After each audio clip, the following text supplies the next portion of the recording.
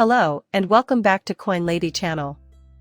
The fact that Ripple predominated the SEC and court rulings that determined XRP was not a security is probably the one thing that bothers most XRP investors the most.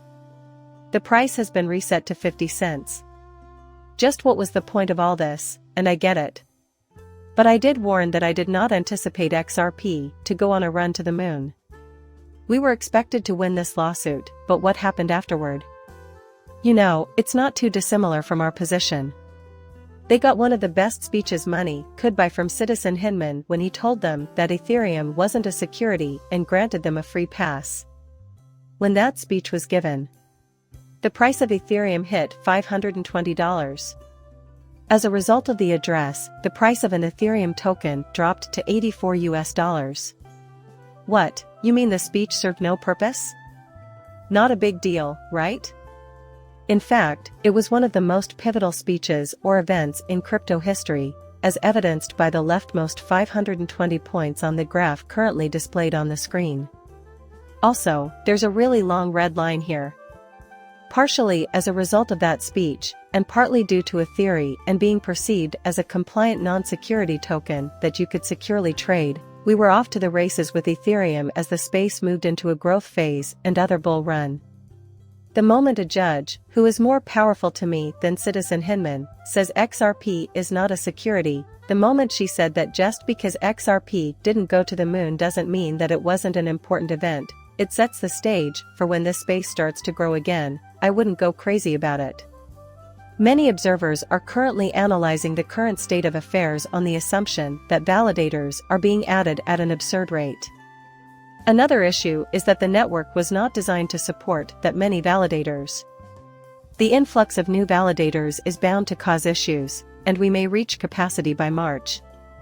If that happens, the Ethereum team may have to release a speedy update or cease accepting new validators.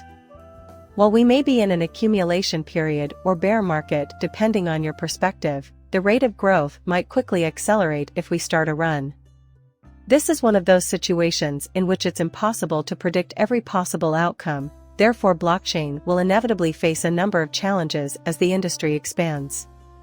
It's a fantastic problem to have, but the rapid expansion is surprising those who manage validators and stake.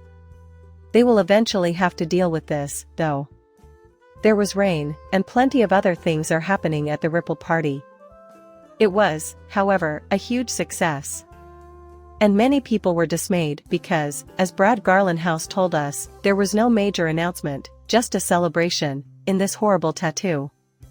And I believe one worth having. Again, this was a point in time for all cryptocurrencies to have an impartial court come in here and determine XRP is not a security, and its trading on the secondary market is not a security transaction. These are going to be crucial for the future of all cryptos. This is the law as of right now. If you don't like it, then you should make some adjustments. That's fine, though. Because there won't be an issue if everyone is held to the same standards. We shall comply with the law as it is written, therefore feel free to roll out any new legal framework you like around here.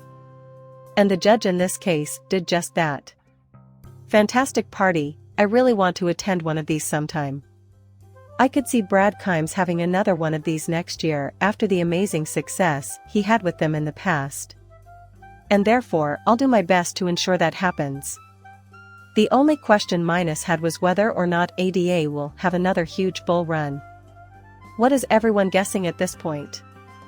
Wow, this place is undergoing some serious construction. Every day, this blockchain improves in usefulness. What good might it do? You may not see quite as large of gains as you did before because, well, last time we had that tremendous leak down to 2 or 3 cents. However, I anticipate that the top line number will increase significantly from the previous period as a result of expansion and the onboarding of new employees. Yes, I do believe that the next 8 days will be a tremendous bull run. Many more people will likely put their faith in the blockchain than did so during the first half of the last bull run. It has reached its peak of perfection. And I have high hopes for Cardado's future success. Can we expect the same zing and growth from it? Not only is it going to do very well, but it also isn't going to trickle down quite as far. I bring this up not to attack Crypto Lulu. I'm not the thinking police, people are free to believe what they want. However, I think I can predict his next move, so I'd like to get ahead of him a little bit here. According to him, a previously undisclosed revision to the XRPL will soon permit buybacks. You already know that I'm not a fan of buybacks, but that's not the point of this post. Rather, I want to discuss this amendment, which is public knowledge. As the name implies, this is an open bookkeeping system. But I think he's enjoying the clawback effect. Because you may hear a lot of rumors about how they can bring back XRP or other cryptocurrencies, I feel it's important to discuss this topic. Not at all related to that. So XLS 39D is a clawback proposal, which are issued tokens trust slides. They may add that functionality, where they will be able to claw back tokens, but you can't do anything with XRP, like freeze it or turn the clock back on it. However, this works wonderfully for stable currencies like USDC and others. And, you know, ahead of time, just like on Ethereum or other blockchains, there may be freezes or clawbacks, or whatever functionality they end up bringing out here if you're going to deal on these, assets.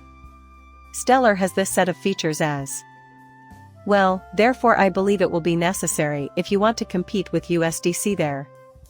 They could theoretically implement this on XRP at some point. After all, it's just code. It's easy to imagine the US or EU mandating such a standard, and they'd likely be able to implement it across the board for all currency initiatives. Once again, there is no one you can go to in Bitcoin to force to do this. However, if you can convince Ripple, the Ethereum Foundation, or the developers of several alternative cryptocurrencies, you might be able to have something like that implemented, and we might end up there someday. I've heard Joe Lubin say that the government might require you to have clawbacks or freezes under certain conditions. We haven't seen them for the base assets on these blockchains yet, but we might in the future. Nevertheless, what you're seeing with XLS 39D is not that, this is simply a possibility. What you're witnessing today, though, has nothing to do with XRP. No repurchase or other similar action can be taken under the guise of XLS 39D. For stable money and assets, this will be more useful. Leave a comment and tell me what you think. Thank you, as usual, for your likes and subscriptions. See you later, bye.